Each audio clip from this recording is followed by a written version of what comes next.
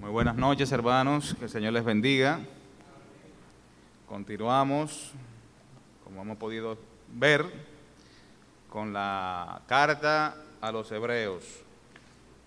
Este estudio lo inició nuestro hermano Ricardo Arroyo. El hermano Don Manuel hizo sus aportes. El último miércoles, entonces también el hermano Pablo trabajó con nosotros esta epístola. Esta epístola que, como hemos visto, no inicia como tal, no parece una carta en su forma de inicio, ¿no? Pero sí lo es en su término. En la parte final podemos notar que se puede percibir como una carta en su parte final. Ya hemos escuchado en todo este tiempo a quiénes va dirigida la carta.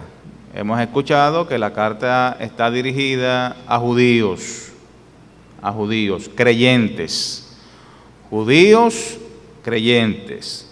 Y podríamos nosotros también entender que estos judíos creyentes pertenecían a una iglesia local. Podríamos pensar así, por el versículo que encontramos en el capítulo 10, 25, que dice: no dejando de congregarnos, como algunos tienen por costumbre, pero también por algunos versículos que vemos en la parte del capítulo 13, final, donde se hablan acerca de los pastores. Versículo 7, acordado de vuestros pastores que os hablaron la palabra de Dios, considerad cuál haya sido el resultado de su conducta e imitad su fe. Así que por versículos como estos podemos pensar también que está dirigido a una iglesia local, de hermanos judíos, evidentemente creyentes. Y es interesante también saber o entender la razón por la cual esta carta fue escrita. ¿Cuál fue la motivación? No sabemos cuál fue el escritor a ciencia cierta, ya lo hemos dicho. El hermano Pablo enfatizó, o más bien señaló, algunos posibles escritores la semana pasada, pero no podemos señalar a ningún autor a ciencia cierta. Pero la motivación, evidentemente, por la cual esta carta fue escrita, eso sí podemos nosotros determinarlo. Y podemos señalar que esta, así de una manera bien sencilla, esta carta fue dirigida por una problemática que se estaba presentando. Y esta problemática era que muchos de los hermanos judíos creyentes estaban retrocediendo o volviendo a la parte del judaísmo. Así que básicamente esta es la motivación por la cual el escritor escribe esta carta.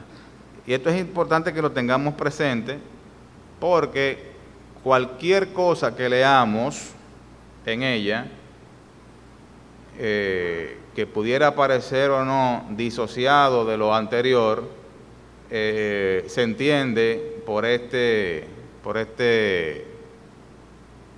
esta conciencia de lo que estaba sucediendo. Por ejemplo, cuando llegamos a la parte del capítulo 11, que habla acerca de la fe, en la fe, la certeza de lo que se espera, la convicción de lo que no se ve. ¿Qué tiene que ver este capítulo 11, que lo vamos a ver un poquito más adelante, capítulo 11, capítulo 12? ¿Qué tiene que ver esto con lo que ha venido hablando el escritor acerca de la supremacía de Cristo? Si uno no tiene esa conciencia, puede no asociar una cosa con la otra.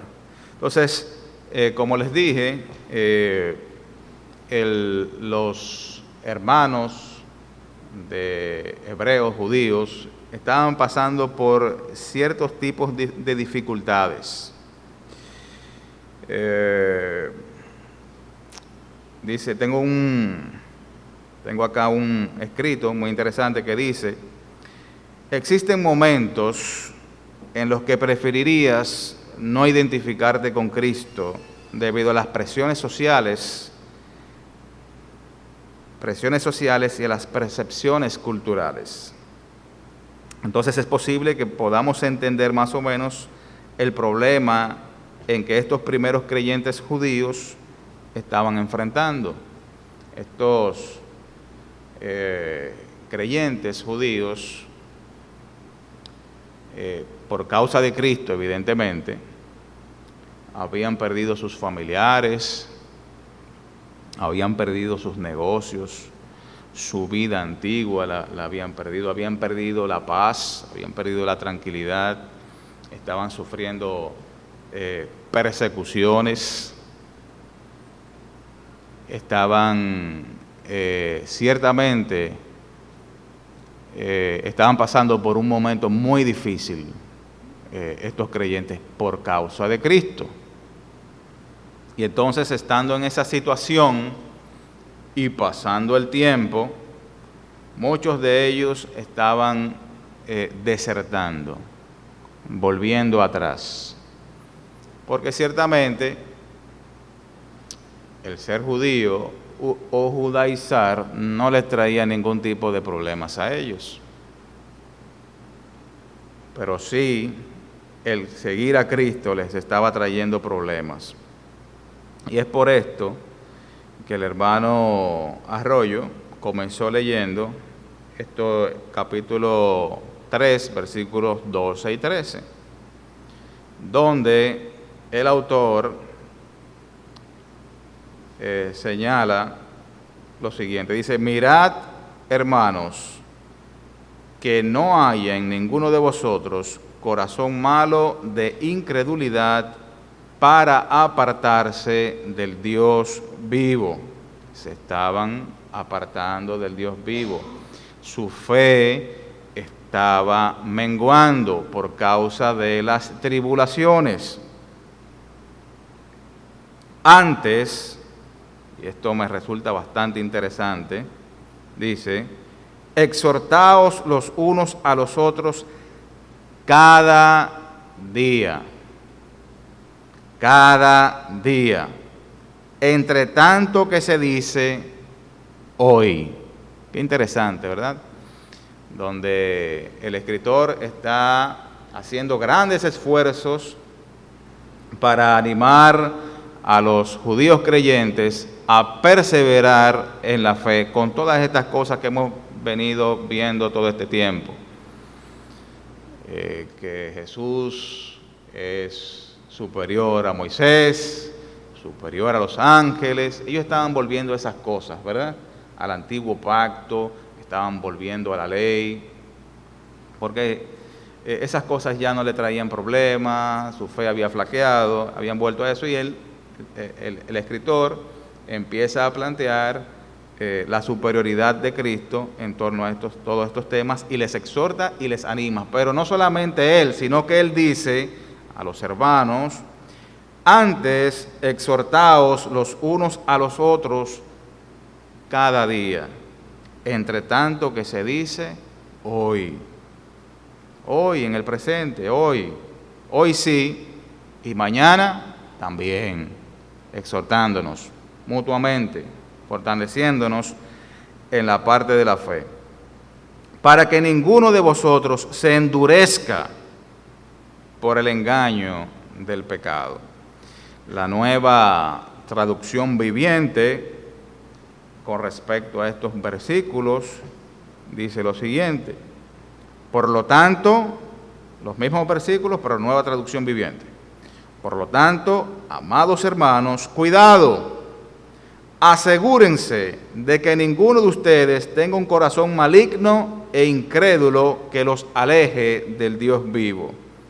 Adviértanse unos a otros todos los días mientras dure ese hoy, para que ninguno sea engañado por el pecado y se endurezca contra Dios. Pues si somos, versículo 14, que no lo leímos ahorita, pues si somos fieles hasta el fin, confiando en Dios con la misma firmeza que teníamos al principio, cuando creímos en Él, entonces tendremos parte en todo lo que le pertenece a Cristo. Yo creo que estos 3 versículos del capítulo 3 de Hebreos encierra muy bien cuál es la intención del escritor al escribir, valga la redundancia, a estos hermanos. Y ciertamente es interesante que estos judíos, porque se habla de pecado, ¿verdad? Y uno pudiera pensar que estaban desertando de la fe para andar en las cosas del mundo, en fornicación quizás, o idolatría, o en cualquiera de las cosas que evidentemente son alejadas de Dios. Pero ellos no estaban desertando de la fe para irse al mundo. Ellos estaban volviendo atrás a la parte del judaísmo, a la parte de la ley. Y aunque estas cosas, como no se están yendo al mundo, pudiera pensarse que no está mal, bueno, sí, ciertamente está mal, porque están negando la parte de la fe y no están andando conforme a lo que Cristo nos enseñó. Nosotros pudiésemos también volver atrás. Ellos vinieron del judaísmo a la fe de Cristo. Nosotros vinimos, mayoría de nosotros del mundo, a la fe de Cristo. Tenemos que procurar permanecer firmes hasta la venida de nuestro Señor Jesucristo y ser fortalecidos mutuamente en fe. Por eso la importancia de congregarse, ¿no? Del congregarnos, porque podemos apoyarnos mutuamente. Y cuando uno está débil, el otro nos puede auxiliar. Y cuando el otro está débil, yo puedo auxiliarle. Así que es importante que nosotros siempre nos congreguemos. Pero no solamente congregarnos, porque muchas veces estamos acá, pero no estamos al pendiente de nuestros hermanos. Entonces, cuán importante es estar al pendiente de nuestros hermanos. El escritor acá señala que debemos exhortarnos los unos a los otros cada día. Estar pendiente cada día de nuestras vidas. Bien, la carta inicia, como la mayoría de nosotros conocemos, no parece ser una carta, y en los primeros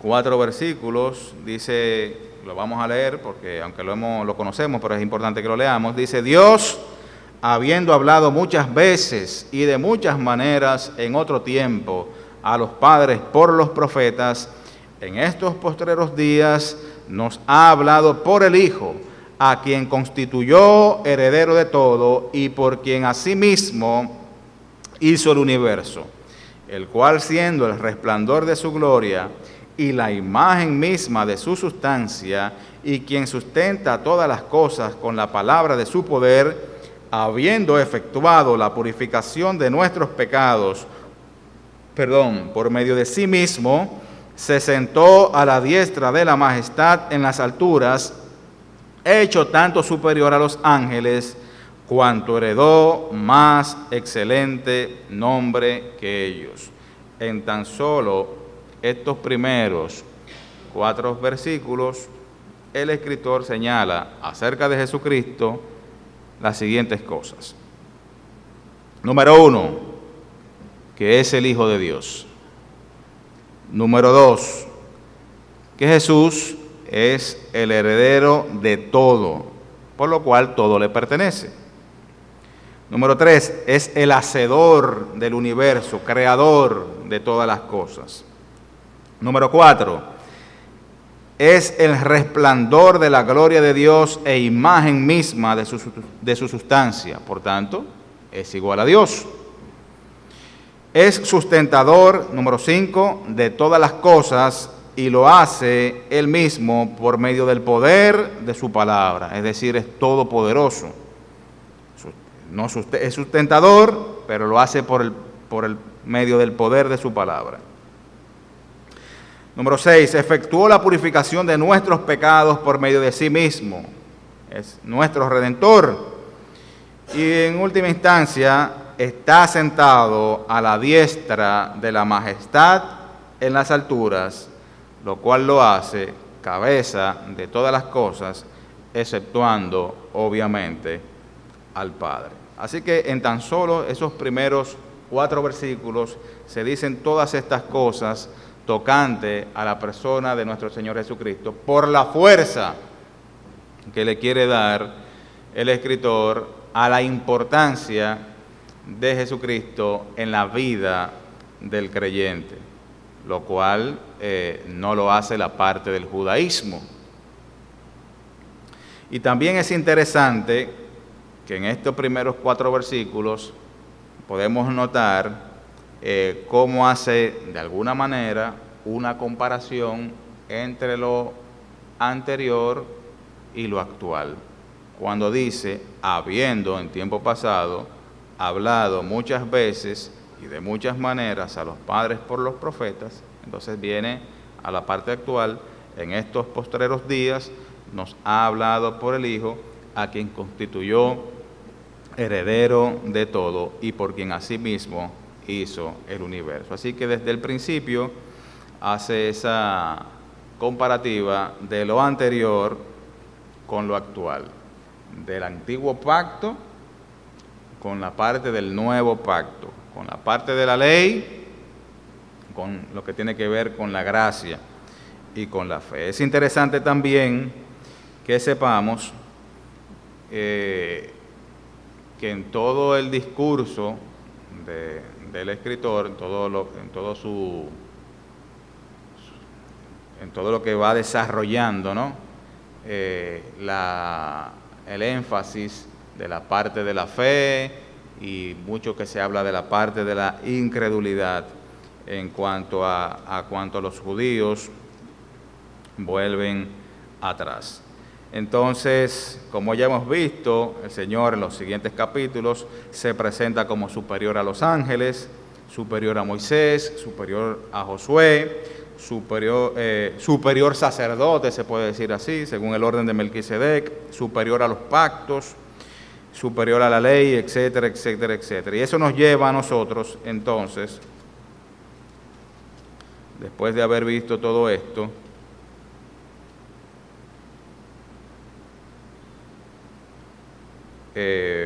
al capítulo 11. Previo del capítulo 11, podemos resaltar algunos versículos, en el capítulo 10, por ejemplo, que nos habla mucho acerca de lo que le mencionaba, el énfasis en la parte de la fe y de la no incredulidad. Dice el versículo 22 del capítulo 10, acerquémonos con corazón sincero en plena certidumbre de fe. Dice el versículo 22 del capítulo 10. El versículo 38 del mismo capítulo 10 dice, mas el justo vivirá por fe, y si retrocediere, no agradará a mi alma. Pero nosotros no somos de los que retroceden. Pero nosotros no somos de los que retroceden para perdición, sino de los que tienen fe para preservación del alma. Y entonces, dándole la parte de la fuerza a esa fe, entonces, y la importancia para el creyente de no desmayar en eso que en alguna vez en un principio nosotros creímos, entonces se inicia la parte del capítulo 11 de los Hebreos, que es un capítulo también bastante conocido por todos nosotros. ¿Qué dice? Dice, inicia de esta manera: es pues la fe, la certeza de lo que se espera, la convicción de lo que no se ve. Recuerden que ellos estaban desmayando, ¿no? Ellos lo que veían, ellos no veían el cielo, no veían al Señor, ellos lo que estaban mirando eran las dificultades por las cuales estaban pasando en ese preciso momento. Y esas dificultades quizás no duró poco, se extendió en el tiempo. Y recuerden también que los creyentes vivían como nosotros tenemos que vivir hoy también, pensando que el Señor viene. Eso lo notamos en el apóstol Pablo cuando escribe sus cartas, que cuando habla acerca de la venida del Señor, se puede percibir que él entiende que él va a estar vivo en ese momento. Entonces, ellos vivían a espera del Señor, pero el Señor no terminaba de llegar, y las dificultades estaban ahí, y las persecuciones, y ya sus bienes los habían perdido, muchos de ellos, y ya no podían realizar los negocios. Entonces, dice, es pues la fe, la certeza de lo que se espera, la convicción de lo que no se ve. No podemos ver ahora lo que el Señor nos ha prometido, no lo podemos ver, pero tenemos la certeza de que eso será así. Y entonces, a partir del versículo 2, vemos muchos ejemplos de fe. Que si ellos están mirando atrás, si ellos están mirando al antiguo pacto, si están mirando la ley, si están mirando a los profetas, pues, dice el autor, vamos a mostrarle por medio de nuestros padres cuál fue su conducta y cómo fue su fe. Y no vamos a, porque es extenso, no vamos a ver cada caso. Ustedes los pueden leer en sus casas, también sé que lo han leído bastante. No vamos a entrar en cada uno de esos que nosotros conocemos como héroes de la fe. Pero dice, porque por ella, es decir, por la fe, alcanzaron buen testimonio los antiguos. Por la fe entendemos haber sido constituido el universo por la palabra de Dios, de modo que lo que se ve fue hecho de lo que no se veía.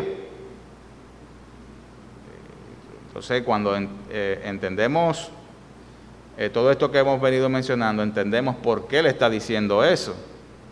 ¿Para qué dice él que el universo fue hecho de manera que lo que hoy se ve fue hecho de lo que no se veía? ¿Para qué él menciona eso? ¿Cuál es la importancia? La importancia es que ellos lo que están viendo ahora en el momento son dificultades, y que Dios prometió por su palabra salvación y vida eterna. No ha llegado aún, pero eso vendrá. De la misma manera que fue constituido el universo por la palabra de Dios, eso se hará. Y entonces, por la fe Abel, y ahí entonces comienza cada uno de ellos. Se da el ejemplo de Abel, se da el ejemplo de Enoc, se da el ejemplo de Noé, el ejemplo de Abraham. Tenemos también Isaac y Jacob. También podemos ver incluso Rahab, entre otros. Pero yo quiero que leamos en el mismo capítulo 11 de Hebreos, vamos a ver los versículos ahora 13 al 15. Dice, conforme a la fe, murieron todos estos sin haber recibido lo prometido, sino mirándolo de lejos y creyéndolo, y saludándolo, y confesando que eran extranjeros y peregrinos sobre la tierra. Así que ellos estaban en una situación similar a la de sus padres, porque ellos no habían recibido lo prometido, pero tampoco sus padres recibieron lo prometido. Dice el versículo 14, porque los que esto dicen claramente dan a entender que buscan una patria. Pues si hubiesen estado pensando en aquella de donde salieron, ciertamente tenían tiempo para volver. Pero anhelaban una mejor, esta es celestial, por lo cual Dios no se avergüenza de llamarse Dios de ellos, porque les ha preparado una ciudad. Y entonces les da ese ejemplo de ellos, que vivieron, pero no recibieron lo prometido. Pero dice que lo miraban de lejos, y creyéndolo, y saludándolo, y confesando que eran extranjeros y peregrinos sobre la tierra. Yo no pertenezco acá, yo no soy de aquí. Decía Abraham, quien vivió sin poseer la tierra prometida, ¿verdad? Por ejemplo. Y murió sin poseerla. Ni él ni sus hijos inmediatos, sino que 400 años después, luego de ser liberados de la esclavitud de Egipto, y no esa generación que inmediatamente tampoco salió, sino luego de 40 años, ¿verdad?, hasta que todo ese pueblo adulto pereciera. Entonces, con Josué, Caleb, pudieron poseer lo que Dios había prometido 400 y tanto, casi 500 años antes. Entonces, les anima poniéndoles esos ejemplos. Versículo 24 dice, por la fe Moisés, hecho ya grande, rehusó llamarse hijo de la hija de Faraón, escogiendo antes ser maltratado con el pueblo de Dios que gozar de los deleites temporales del pecado. Qué interesante, ¿verdad? Tenían ejemplos en Moisés. Ellos que quieren volver a Moisés, bueno, tienen ejemplo en Moisés, de que Moisés dejó los deleites temporales, ¿verdad?, para ser maltratado con el pueblo de Dios. Qué interesante. Dice, teniendo por mayores riquezas el vituperio de Cristo que los tesoros de los egipcios, porque tenía puesta la mirada en el galardón. Y es que a veces nosotros perdemos la mirada de Cristo y del galardón que se nos ha prometido. Por la fe dejó a Egipto, no temiendo la ira del rey, porque se sostuvo como viendo al invisible. Qué interesante, ¿verdad? Todo esto es posible solo por una fe firme en Dios. Podemos saltar entonces al versículo 33. Dice así la palabra, que por fe conquistaron reinos, hicieron justicia, alcanzaron promesas, taparon bocas de leones. Todas esas son hazañas, ¿verdad? Apagaron fuegos impetuosos, evitaron filo de espada, sacaron fuerzas de debilidad, se hicieron fuertes en batallas, pusieron en fuga ejércitos extranjeros. Pero también las mujeres recibieron sus muertos mediante resurrección, mas otros fueron atormentados, no aceptando el rescate, a fin de obtener mejor resurrección. Otros experimentaron vituperios y azotes, y a más de esto, prisiones y cárceles. Fueron apedreados, aserrados, puestos a prueba, muertos a filo de espada, anduvieron de acá para allá, cubiertos de pieles de ovejas y de cabras, pobres, angustiados, maltratados, de los cuales el mundo no era digno, errando por los desiertos, por los montes, por las cuevas y por las cavernas de las tierras, de la tierra. Y todos estos, aunque alcanzaron buen testimonio mediante la fe, no recibieron lo prometido, proveyendo Dios alguna cosa mejor para nosotros, para que no fuesen ellos perfeccionados aparte de nosotros. Qué ejemplos más, no tengo ni palabras que decir, son estos héroes de la fe para nosotros, para ellos que estaban desanimados, para ellos que estaban desertando, para ellos que por causa de las dificultades estaban volviendo atrás. Pero tenemos ejemplos de todos estos que por la fe padecieron y mucho, y ni siquiera obtuvieron en vida lo prometido. ¿Significa esto que no lo recibirán? Lo recibirán, así como nosotros también lo recibiremos si persistimos en aquello que una vez hemos creído, esto es, en Cristo Jesús, Señor nuestro. Y finalmente el propio ejemplo de Cristo, capítulo 12. En primera instancia, continúa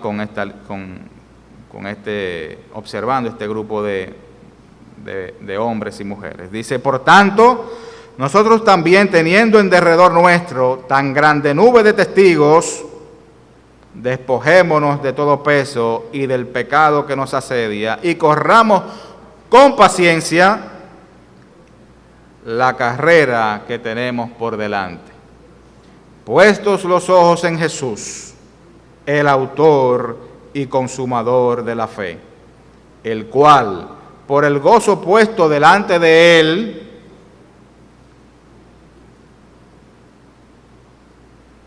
sufrió la cruz, menospreciando el oprobio, y se sentó a la diestra del trono de Dios.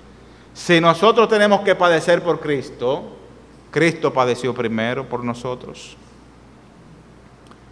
sufriendo la cruz y menospreciando el oprobio, por aquel fruto de salvación que habría de dar su muerte y resurrección.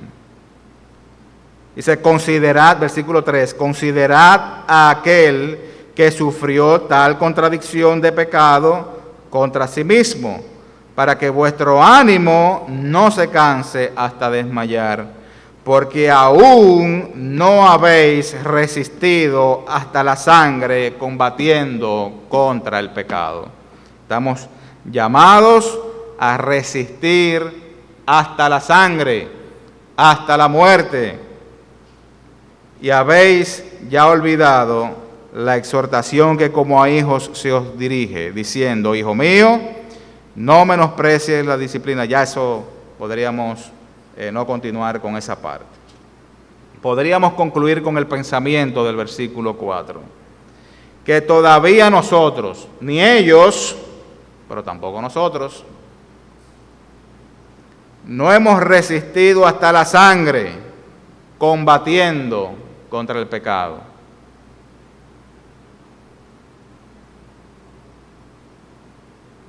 Las pruebas que nos han sobrevenido, yo no sé ustedes, pero en mi caso, no se comparan en ninguna forma con la que hemos leído en este capítulo 11 de estos hombres, estos héroes de la fe.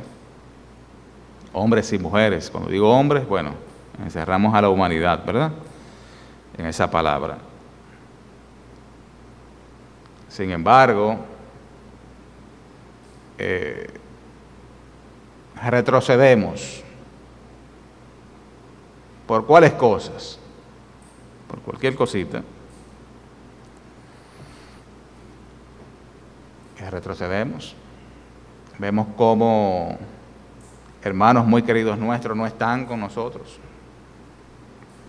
Y quizás a veces nosotros mismos nos desanimamos también. Es porque esto es una carrera. El evangelio tampoco es que es fácil, ¿verdad? Hay mucho de negarse a sí mismo, pero hay mucha persecución también. Y si no estamos siendo perseguidos es porque quizás no estamos siendo creyentes a la manera que debemos serlo. Si el mundo se siente muy cómodo con nosotros, es porque no estamos haciendo nuestro papel. Ahora, si hacemos nuestro papel como verdaderos hijos de Dios, vamos a tener conflicto necesariamente con el mundo. ¿Estamos nosotros dispuestos a sufrir por la causa de Cristo sin retroceder? ¿Estamos nosotros dispuestos a resistir hasta la sangre? Yo pienso que estos son pensamientos que nosotros deberíamos llevarnos en esta noche. Y no solamente esto, sino lo que hemos mencionado al principio, la importancia de que nosotros podamos exhortarnos mutuamente, día tras día, en tanto que se dice hoy, para que podamos llegar todos juntos a esa meta, ¿verdad? De poder estar en la presencia de Dios por la eternidad. Que el Señor les bendiga.